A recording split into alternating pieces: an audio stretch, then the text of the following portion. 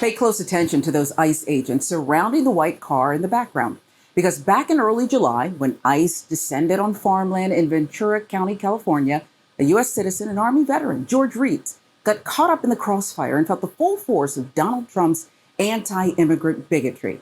This other piece of footage shows a more complete picture of what unfolded while Retes tried to leave the scene. He exited his car and tried to tell the officers he was going to work legally as a citizen. Agents then surrounded his car, banging on his windows. George, he tried to back away from the agents, but was pepper sprayed. His car engulfed.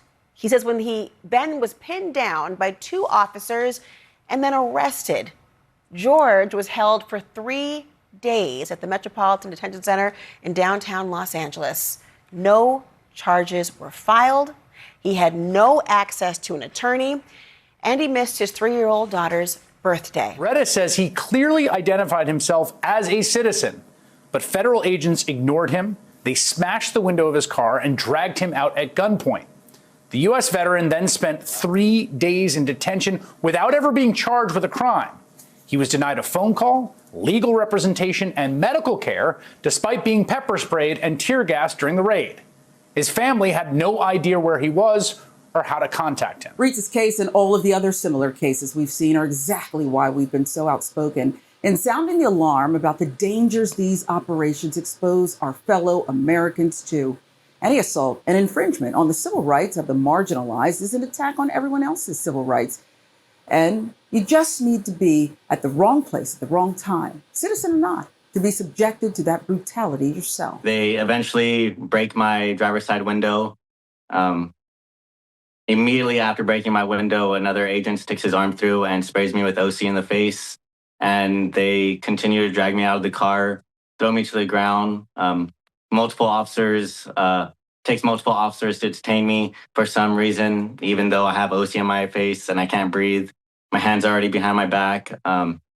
I have an agent kneeling on my back and another agent kneeling on my neck, all while I'm telling them I can't breathe because of the OC in my face and the tear gas in my lungs. They didn't care to listen, and they still abused their power. You presented identifications showing that you were a U.S. citizen. They didn't bat an eye at that? They didn't even allow me to show identification. They asked for my social security number. They asked, that's the only thing they asked for is like my social on a piece of paper and what I filled out. So you were trying to identify yourself multiple times here, your name, where you were born, your social security number, to no avail? No one cared that I was a citizen. They booked us and everything, and they threw us into a cell. They didn't care to check on any medical, like issues wrong with us. They didn't care about what happened to us or anything, or why we're even there. They just put us in a cell without anything, phone call, attorney, speaking to anyone. They just threw us in a cell. There's all these parts of process that happen if you get arrested for something that are required by the Constitution and by subsequent judicial opinions. You just sat in a cell for 3 days? Yes, I sat in a cell for 3 days. Could you call somebody? Could you talk to anyone? No, they didn't let me call anyone. They didn't let me talk to a lawyer. They didn't even let me shower when I was covered in tear gas and CO spray and my body was burning. Knowing that I would miss my daughter's birthday, that was the biggest one for me. It's hard, if I'm being honest. Just knowing that I will never get that chance to know that I wasn't there. Wasn't even able to get her a gift. So it's a terrible feeling. I missed a lot. I missed a lot when they locked me up, and there was just a lot to deal with and a lot that happened. I just can't wrap my head around it, if I'm being honest with you. What I find so disturbing about how law enforcement treated George Retes is, well, the blatant disregard for his humanity and his rights. Here's a U.S. citizen, an Iraq War veteran, on his way to his job as a security guard who encountered an ICE roadblock.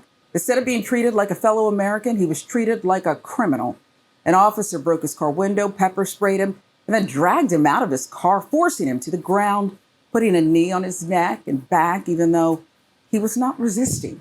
This is a man who was covered in tear gas, pepper spray, yet he wasn't allowed to shower in the 3 days he was held. They detained him without checking his ID, held him in an isolation cell. No communication, no hearing before a judge, no access to an attorney, no phone calls, no family, held for 3 days, 3 nights, never charged with a crime, released without a single apology. He even missed his daughter's 3rd birthday. His pleas for an explanation were met with silence. Now, it's been a month since he was first detained, held in custody for all that time. He's going on the offensive. Retes is fighting the Trump administration the best way he can right now. What he's done now is file administrative claims against the federal agencies that are involved. And the reason for that is that there's a statute called the Federal Tort Claims Act.